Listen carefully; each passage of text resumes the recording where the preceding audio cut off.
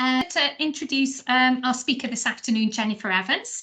Jen is Digital Volunteering Project Officer for the Crowd Cymru Digital Archives Volunteering Project, which is run jointly by Gwent Archives, ourselves here at Glamorgan Archives, and Cardiff University Special Collections and Archives.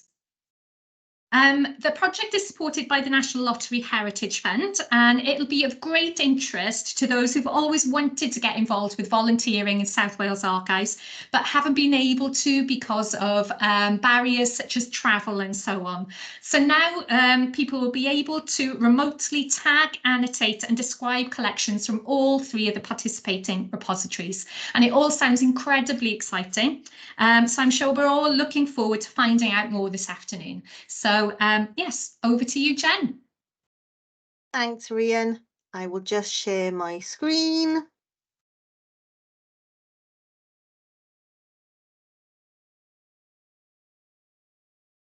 Right, can everyone see my screen okay? Yes, fine. Oh, lovely, that's brilliant. Right, can everyone I sound okay? Yeah, you can hear me?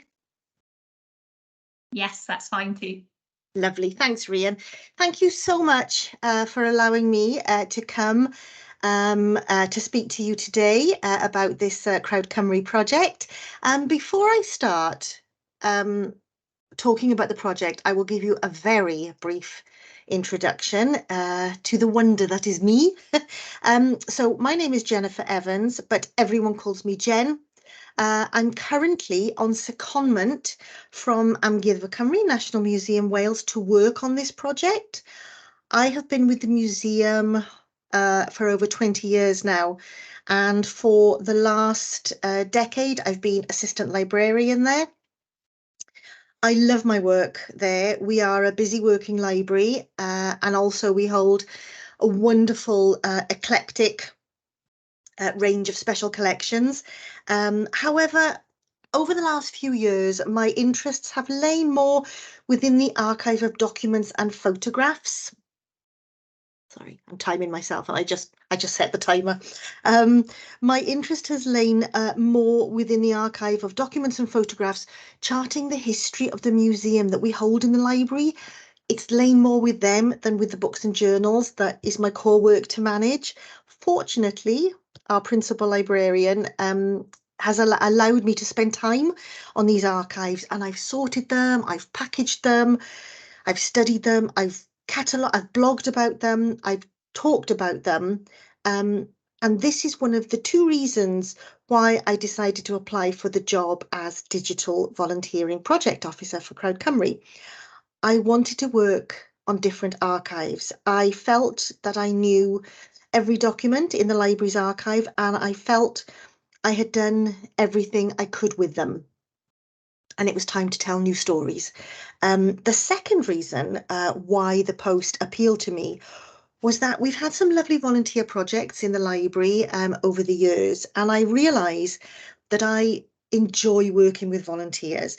And it's not just because you get to have extended coffees and lots of chats to get to know them, so that sometimes it doesn't even feel like work at all. It's not only that. It's because there is a different dynamic working with volunteers than working with colleagues. And I get on really well with my colleagues, but it is a very positive dynamic. And I like that different. So with the support of the librarian, I applied for this job, and you could have knocked me down with a feather when I got it. It's taken a little bit of getting used to. For the first time in 20 years, I have a new email address. So I am jennifer.evans@Gwent Archives instead of jennifer.evans@ Museum Wales, and you would never believe how weird that was in the beginning. But you know, and I'm working with new people, new faces, and I'm working primarily from home as well. So that's taken some getting used to, but you know, all change, but absolutely the best kind of change. So back to the project. So as Rhian said, Crowd Cymru is run jointly by Gwent Archives, Glamorgan Archives and Cardiff University Special Collections and Archives. Our project board is made up of myself, the head archivist at Gwent Archives, the head archivist at Glamorgan Archives, the head of special collections and archives at Cardiff University, and the digital research projects manager at the National Library of Wales. We all meet up once a month, mostly on Teams, but every now and again we meet up in person, and it always has a nice festive feel, so that's really enjoyable. So we are a pilot digital archives volunteering project. This means that everything, as Rhian has said as well, this means that everything that the volunteers do will be online, and they will work on a bilingual digital crowdsourcing platform. And crowdsourcing simply means that any amount of people can register on the platform and work on it. So basically you end up with, if you're lucky enough, you end up with a big crowd of people all working on the same project. This platform that has been created and supplied by the National Library of Wales will allow remote volunteers anywhere in the world, so as long as they have online access and an appropriate device, so it's a PC or a laptop or a tablet, I think would be fine as well. It allows anyone anywhere in the world to work on the digital collections that these 3 archives will be providing. One question that the project board was asked very early on was why, what's the point of this project? The main answer to this is really to enhance these digital collections. By digital collections, I simply mean any photograph or document that has been scanned or photographed, so is available in a digital format. Archive services across Wales hold millions of irreplaceable records, but many are only minimally catalogued and therefore difficult to identify and find. This project will enrich our collective heritage for the benefit of current and future generations, locally, nationally and globally. So that's what the partners want to get out of the project, to improve those records and make them more searchable, because an invisible record is a pointless record. Any tiny amount of work done on a photograph or a document will immediately make it more accessible. Even just attaching a word, or tagging as we call it, tagging a word to an image could make a really big difference for someone searching, say, doing research on horses. The word horse needs to be tagged to that record, or horse needs to appear in the title. Otherwise, it won't come up on a search. I mean, it's basically as simple as that. We also hope to encourage a wider range of people to become involved in heritage, both in terms of the profile of the volunteers who sign up to work on the project, and for those who will be using the collections in the future and will benefit from the enhanced discoverability of these records. Another question that's been asked is, why now? Why is this project so relevant now? This can be answered very briefly in 5 points. The first point: digital strategy for Wales. The project will demonstrate that we are taking a swift, proactive and collaborative approach to modernise our services to meet the ambitious roadmap of the Welsh Government's Digital Strategy of Wales, which aims to improve the lives of everyone through collaboration, innovation and better public services. 2. The pandemic. The pandemic has forced archive services to revisit their purpose, their reach and their value, and to adapt their services within a broader local, national and international context. Digital skills and inclusivity. This project will equip more people with the digital skills they now need to remain well connected across their communities. Therefore, digital skills and digital inclusion are key Welsh Government priorities, and we hope to help more people to become more confident and motivated to make the best use of digital technologies and to develop their skills to take full advantage in seeking opportunities in the workplace and for well-being. 4. Climate emergency. The project aims to transform opportunities for archive services to develop new models for remote volunteering without the need for travel. And this will support the Welsh Government's ambition to reduce our carbon footprint. And lastly, digital collections. During the pandemic, these 3 archives were able to build capacity to digitise more of their collections, and it is only now that they have sufficient digital content to be able to undertake this project. We are funded by the National Lottery Heritage Fund, and as I've already said, we are a pilot project, but we are fully funded for 1 year.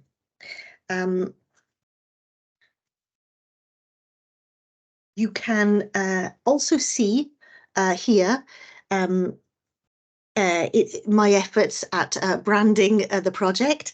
So this is these are both sides of a flyer that I designed.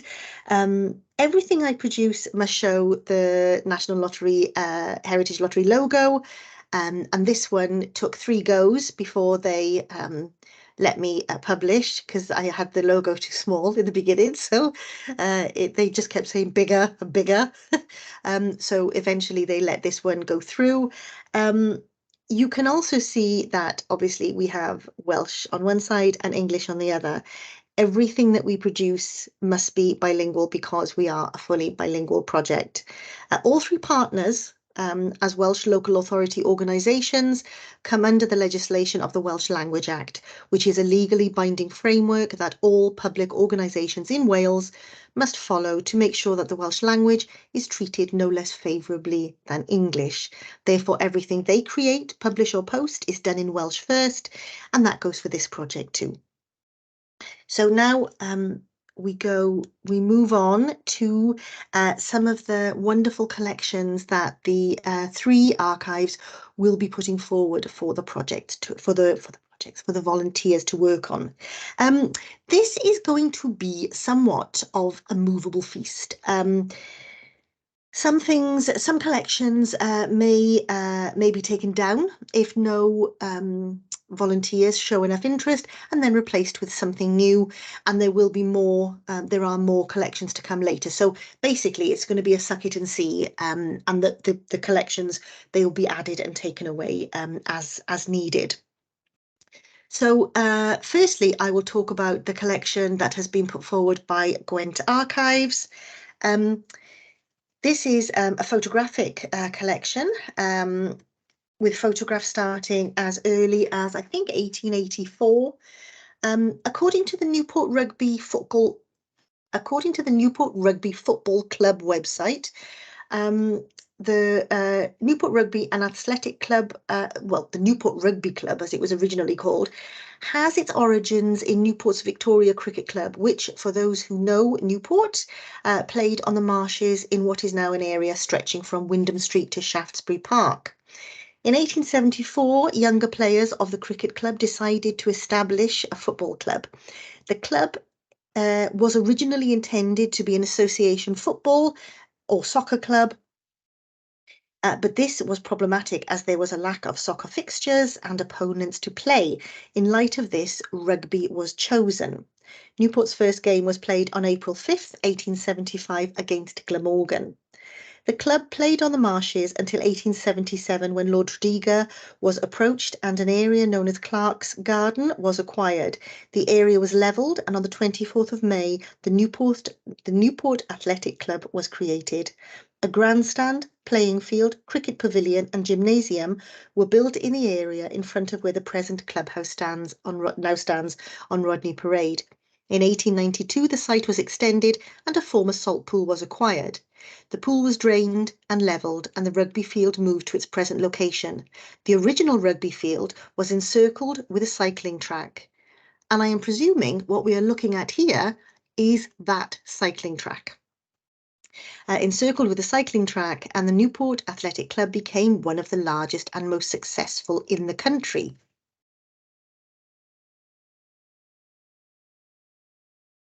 Many famous players have graced this site, including Arthur Joseph Gould, known as the first superstar of rugby. At his peak, he was probably the most famous player in the world. Gould was born in Newport in 1864, one of 6 brothers to play rugby for Newport, 3 of whom played for Wales. Lots of faces crop up again and again in these photos.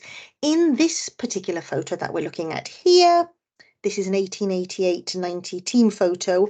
If I go back, that rather handsome trainer standing next to the cyclist, whose name was George Thomas. He appears in a lot of photos, and he appears in this one. He is front row, second from the right. And along with our superstar, Arthur Gould, who appears also in the front row, third in from the left. Yes, he has, yes, folded arms. I was going to say folded arms, moustache and crossed legs, but they've all got folded arms, moustache and crossed legs. But anyway, he's there.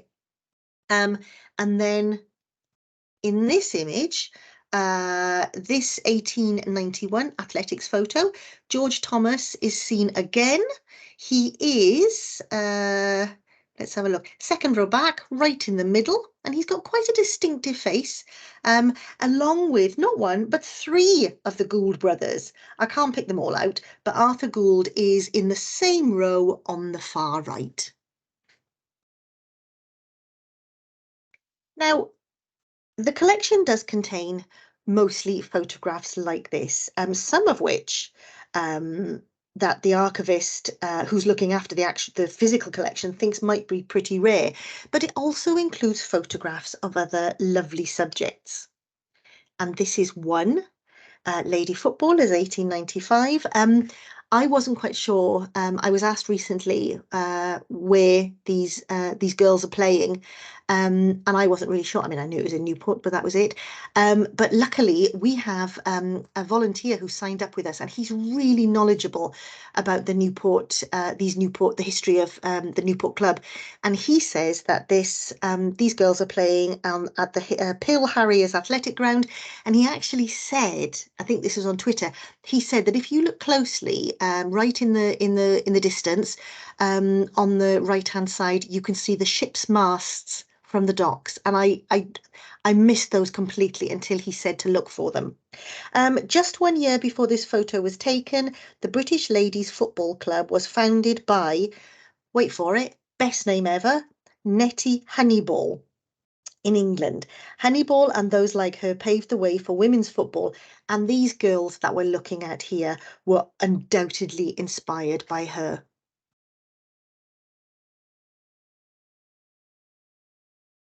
This is the Welsh Open tennis final of 1900. The Welsh Tennis Championships began in 1886, originally held at the Penarth Lawn Tennis Club in Cardiff through the latter part of the 19th century, and then it jumped a bit between Penarth and Newport before it became a permanent fixture at the Newport Athletic Club from 1946 onwards. This image shows the last return of the match. Well, it's 2 photos, as you can see, stuck together. Shows the last return of the match. And this is the gentlemen's singles final of 1900 between Sidney Howard Smith and Edward Roy Allen. And I know that you're all dying to know who won. Well, Smith beat Allen 6-8, 9-7, 6-3, 7-5. The thing about these photographs, the amazing thing about them, is the clarity. Obviously not these, because I snapped these on my mobile phone, but the actual photographs themselves, these have been developed from glass plate negatives, and when they are looked at on the digital platform that the volunteers will be working on, you can zoom in. You can zoom in further and further and further, and the details that you get to see are just amazing. Details of clothes, of shoes, details of people in the distance. It's just amazing. And this is a particularly lovely one for looking at the dresses and the parasols. So that's a particularly lovely photo. There's a few more of the tennis photos as well. This is a lovely one. Again, I was told by the same gentleman that this photo is also taken of it's obviously a children's sports day at the same Pill Harriers ground just off Mendlekeith Road in Newport. It's a particularly nice photo, that one. This is probably my absolutely favourite photograph. I was convinced I knew where this was taken in Newport, and I actually went to have a look, but I was wrong, but I'll have to try and work out where it is. I think in the photo album that this photo does appear, I think it does give the name of the road, so I'll have to go back and have a check on it. I think this photo is either dated, sorry, I didn't. It's either 1902 or 1907, but it really is just a joyous photograph. What else have we got? There's a number of these lovely photographs of, I say people, not people, all men skating on the ice. I don't know whether that's a lake or probably a lake somewhere in Newport. This is a lovely one. It looks like it was taken on a hot summer's day. Horse-drawn lawnmower.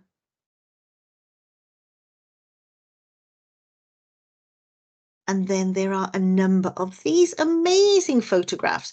Considering the action shot that we're looking at here, there's practically no blurring at all. They're just amazing. And these photographs were obviously taken, well, obvious for people who know Newport. These were taken up on the 14 locks, in Newport. It's an engineering wonder, I have to say, of the Industrial Revolution. And the land, what is it? The land rises 160 feet in just half a mile because of those 14 locks. So these photos are just wonderful. Gwent Archives are also putting forward a collection of correspondence and letters books relating to the Poor Law Act of 1834. I don't have any images of this collection just yet, but I know that Gwent Archives, along with a number of other county archives, are working closely with the National Archives, because the National Archives hold the original correspondence sent out by the main administrative Poor Law office in London, while the county archives hold all the correspondence that the county offices in turn sent back to the main office. And each letter was rewritten and saved into a letters book as a legal copy.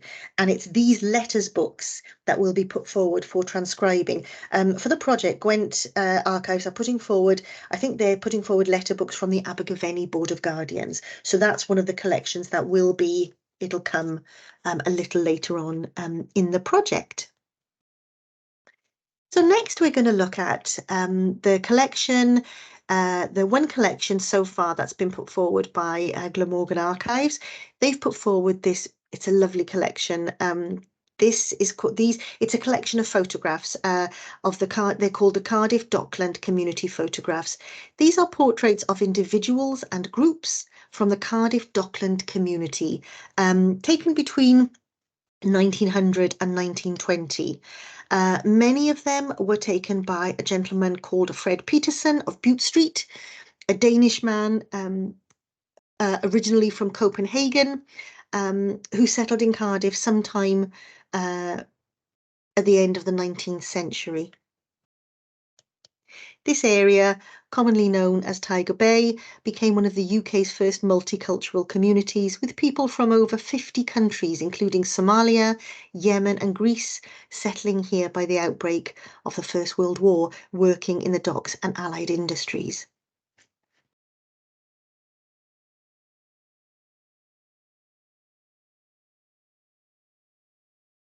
Those are the last two photos there.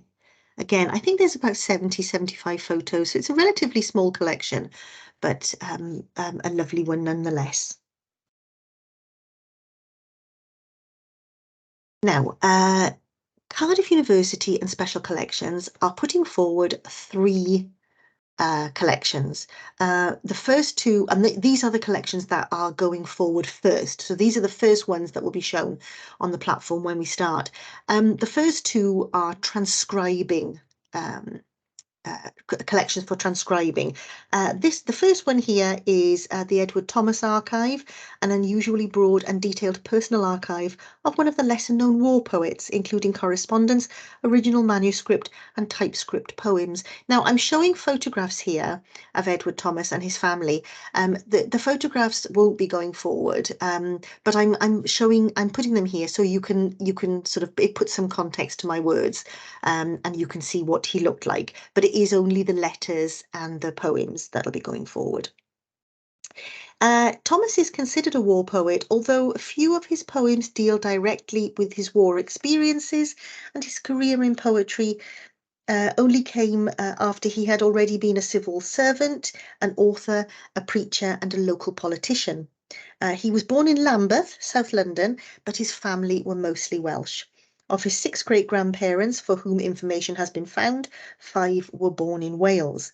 All 4 of his grandparents had been born and brought up in Wales. His maternal grandfather was a Newport merchant active in Liberal and Chartist politics. He enlisted in July 1915, World War I. Despite being a mature married man who could have avoided enlisting, it is thought he was unintentionally influenced in this decision by his close friend Robert Frost. Frost sent Thomas an advance copy of his poem, The Road Not Taken. The poem was intended by Frost as a gentle mocking of indecision, particularly the indecision that Thomas had shown on their many walks together. However, most people took the poem more seriously than Frost intended, and Edward Thomas took it very personally, and it is thought that it provided the last straw in his decision to enlist. He was promoted to corporal, and in November 1916 was commissioned into the Royal Garrison Artillery as a second lieutenant. He was killed in action soon after he arrived in France at Arras on Easter Monday in April 1917. This is a picture of him and his wife, Helen.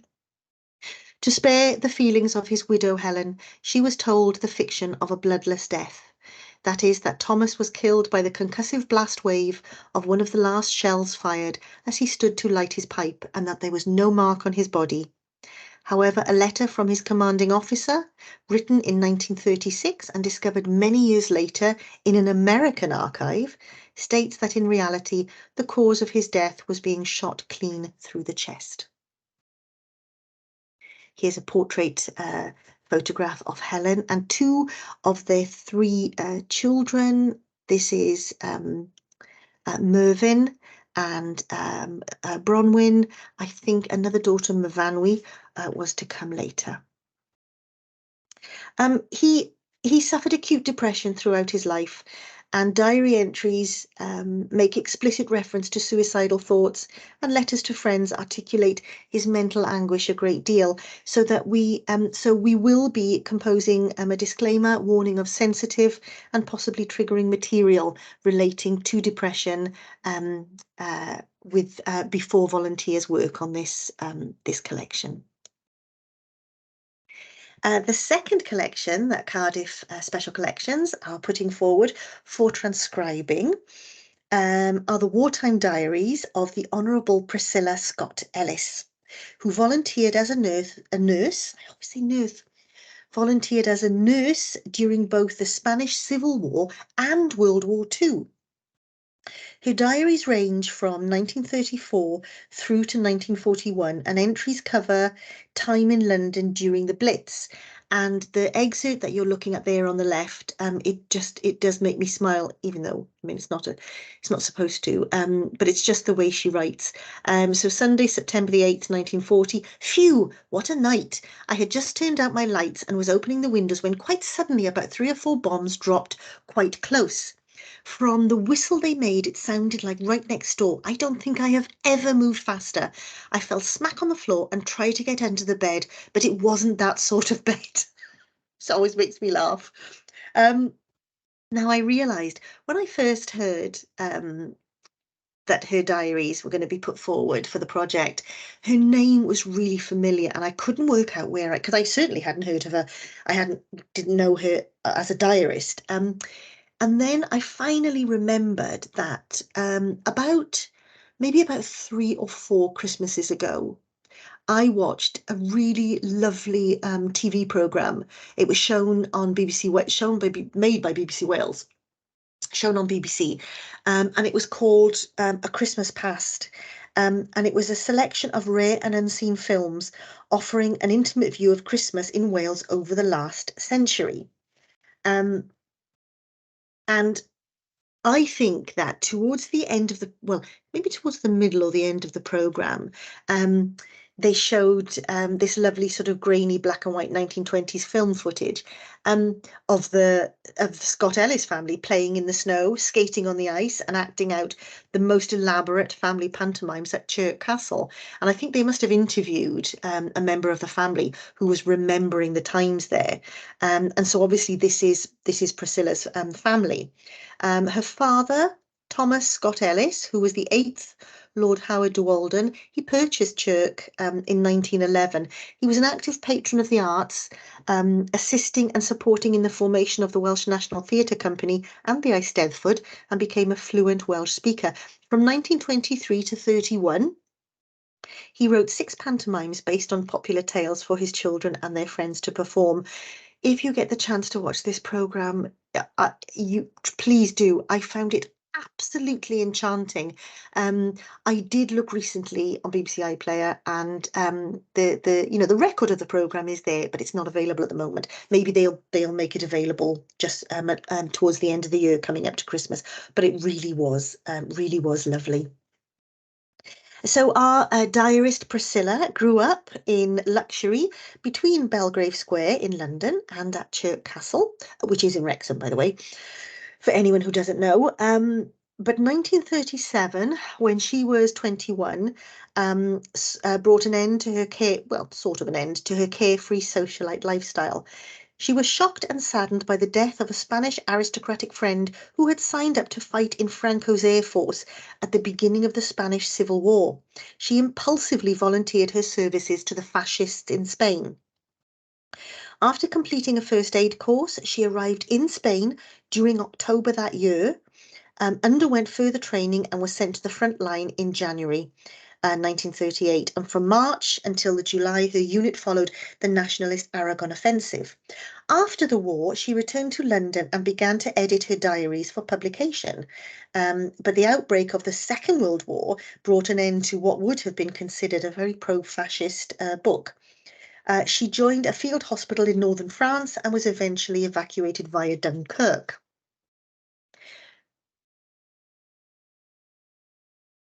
After the war, she worked at a hospital for Polish soldiers in Scotland before moving to Spain, where she was employed by the British consulate in Barcelona. She lived in Argentina for a time with her husband and 2 children. Divorced in 1972, she married a much younger opera singer. Settled in Los Angeles, and she passed away in 1983. Her Spanish Civil War diary, The Chances of Death, was eventually published in 1995. So that should be a really lovely selection of diaries to transcribe. The third collection that Cardiff University are putting forward is a photographic collection. And this is the Cardiff University Institutional Archive. This is a visual memory archive charting the history of Cardiff University, and has photographs dating from as early as 1883 and includes numerous group photos of students and portraits of staff.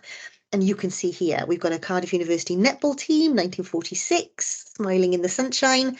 And then there's a Cardiff University tennis club, 1899.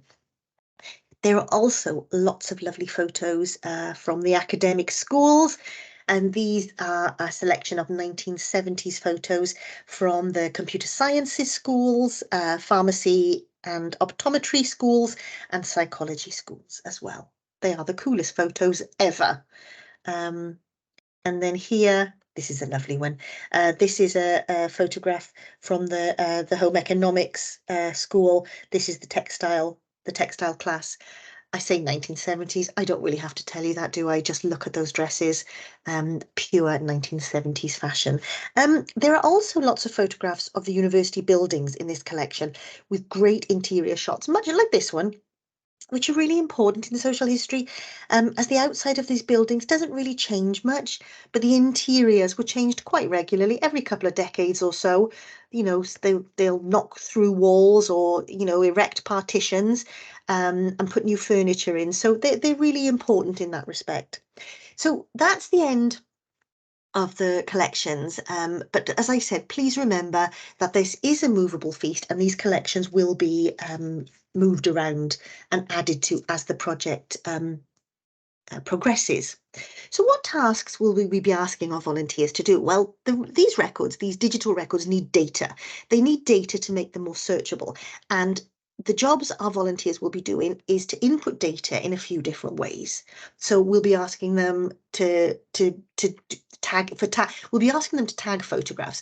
Now, basically, all this means is that you on the platform, you literally you can hover your cursor over an image, and if you click anywhere on that image, a little box will appear, and basically you'll be asked to write down what appears in that box, whether it be the head or book or watch or shoe, and that it's as simple as that. That's tag, and you can click all over a particular photograph and put lots of tags in. That's one. Geotagging they'll be doing as well. So if they can pinpoint exactly where a photograph was taken, they can geotag it. Identifying photographs. I mean, this is going to be a jackpot, really, if any of these wonderful people can be identified. And then transcribing, which I've already sort of talked about. Our volunteers can fully transcribe, so they can type out exactly what they see on a page in front of them, or they can do partial transcription, I think, which means they read the page and then just write a few lines to say what the page contains. So that's it. Very, very basic work, but very important work. This slide just gives you an idea of how I've been trying to market this project, to get people talking about it. We've done lots of social media for World Mental Health Day, Get Online Week, Digital Preservation Day.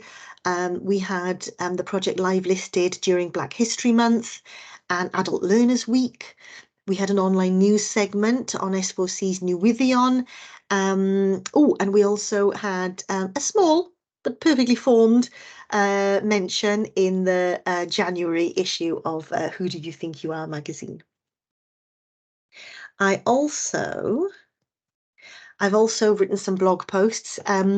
The Archives and Records Council of Wales have been kind enough to allow me to publish 4 posts during the 12-month of the project. This is number 1, you can see here, but number 2 has been posted as well. So just go onto the website if you want to read the blogs and you can see them there. And we also created a Twitter account. We weren't sure really whether to do this or not because, you know, the project, you know, we're only up for a year and everyone knows how long it takes to, you know, get an established account. By the time, you know, we get a good many followers, the project will be over. But then we thought of the benefits of an account like this and this lovely sort of visual timeline that it creates and the analytics of the account that Twitter provide really good analytics. So we thought that it was, well, the project team, we all thought together it would be worth it, and it really has been worth it. We've got more followers than that, by the way. I think I took this screenshot some time ago. This was our most popular tweet. This went a bit bonkers. I tweeted a picture from the Cardiff Dockland community.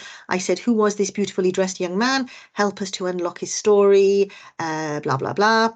And actually, so people just went amazed. They were mad for it. So it was retweeted 90 times and then it was liked by 165 people, which was amazing.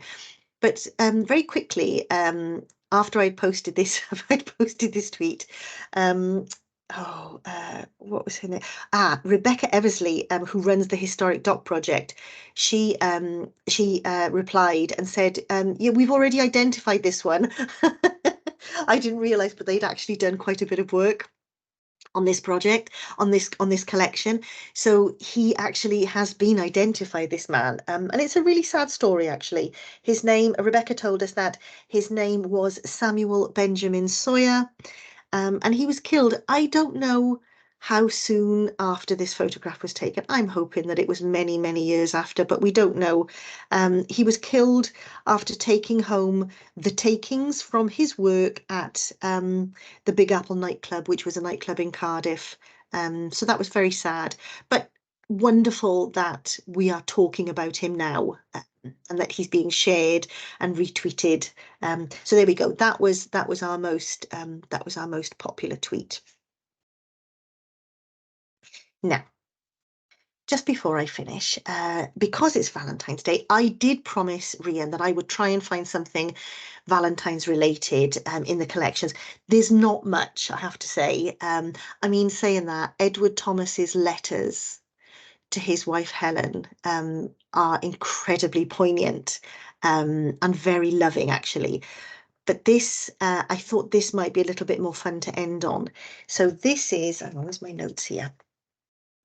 Here is a snap. This is an excerpt from Priscilla Scott Ellis's diary.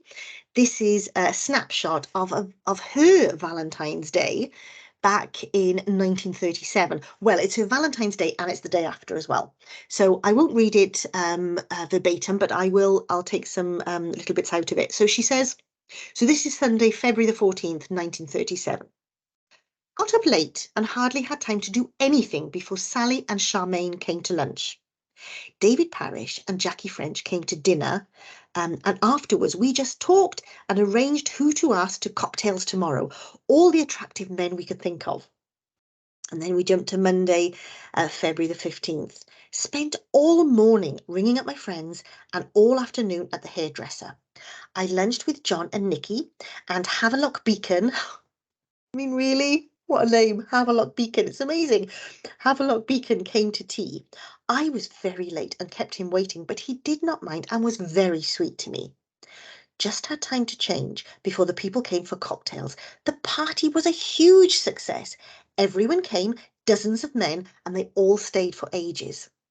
I talked a lot to Fred Nielsen, and I've got Charmaine a job as his secretary. George Beresford mixed rum cocktails and everyone got very merry. Then I changed in 5 minutes to go out with Franca. Now, I've looked up this Franca. I did a little bit of research, and she is referring to Eugene Franca, who was a Ukrainian-born film producer and director working in Hollywood at this time, married to fellow Ukrainian actress Anna Sten. So she says, I changed in 5 minutes to go out with Franca. He may help Charmaine to get into films. She impressed him a lot. Then we went to the theatre and saw French Without Tears. Then on to the, she says, club, possibly the Algerian, I can't really make it out, where we drank a lot too much vodka and wine. We danced a lot. We went on to the Florida, then in a taxi with the usual troubles. Great fun. I have no idea what the usual troubles mean, but I will say I hope that everyone has had a Valentine's Day as full of as much fun as Priscilla. So there we go. That's me done. Currently, I think we have about 58 volunteers signed up, and we're hoping to start work on the collection in the next week or so. We have had severe technical problems, but I have been told that they are almost good to go. Please get in touch if you think you might like to do a little bit of work on these collections. As we said, everything is done remotely. You can put in as little or as much time as you like, and you get to choose what you work on. It will improve literacy and IT skills. Great practice working on digital archives. Will improve knowledge of South Wales. Access to prime material for any of you creative writers out there. And if you've never done anything like this before, what's not to love about a new challenge? And even if you don't feel a burning desire to sign up, I hope you enjoyed this trip down memory lane, and that it's triggered memories and made you think of simpler times before mobile phones, iPads and social media. Thank you very much.